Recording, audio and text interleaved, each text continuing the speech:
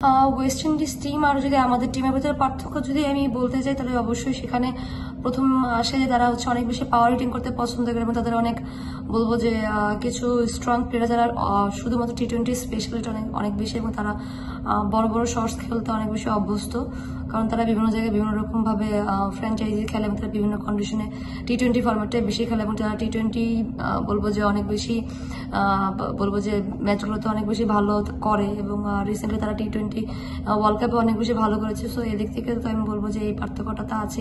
ব্যাটিংটা বরাবরই আমাদের ভুগাচ্ছে এবং বলবো যে ভিজিবলি একটা প্রবলেম ক্রিয়েট করছে টিমের ভিতরে।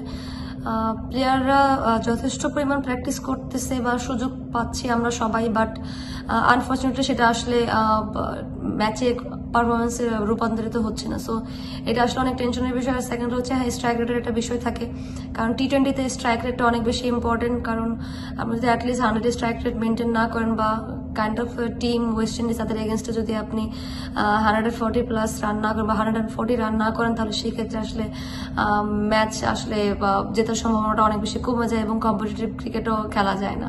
সো এদিক থেকে অবশ্যই স্ট্রাইক রেটটা অনেক বেশি ইম্পর্টেন্ট। ওডিআই সিরিজ নিয়ে আসলে তো ডিসঅ্যাপয়েন্টমেন্ট তো আছে, কারণ আমরা দল হিসেবে ভালো ক্রিকেট খেলতে পারি না, তাই আমাদের কাছ থেকে আসলে সুযোগ হাতছাড়া হয়ে গিয়েছে। বাট ওখান থেকে বেড়ে আসাটা ডিফিকাল্ট জানি, কারণ প্রত্যেকেরই আসলে ইচ্ছা ছিল যেন আমরা, যেহেতু সেকেন্ড ম্যাচটা জেতার পর একটা মানে মনে আশা ছিল যেন অ্যাটলিস্ট আমরা সিরিজ নিতে পারি এবং হচ্ছে ওয়ার্ল্ড কাপের টিকিটটা কনফার্ম করতে পারি। সো আনফর্চুনেটলি সেটা করতে পারিনি। সো বলবো যে পুরো টিমই একটু ডিসঅ্যাপয়েন্টেড ডেফিনেটলি, বাট স্টিল এখন আমাদের সামনে যেহেতু টি-20 সিরিজ, তো আমাদের এখান থেকে যতটা দ্রুত সম্ভব আসলে বের হয়ে আসা, যদি আমরা টি-20 সিরিজে ভালো করতে পারি সেটা অবশ্যই আমাদেরকে টিম ওয়াইজ অনেক বেশি বুস্ট আপ করবে।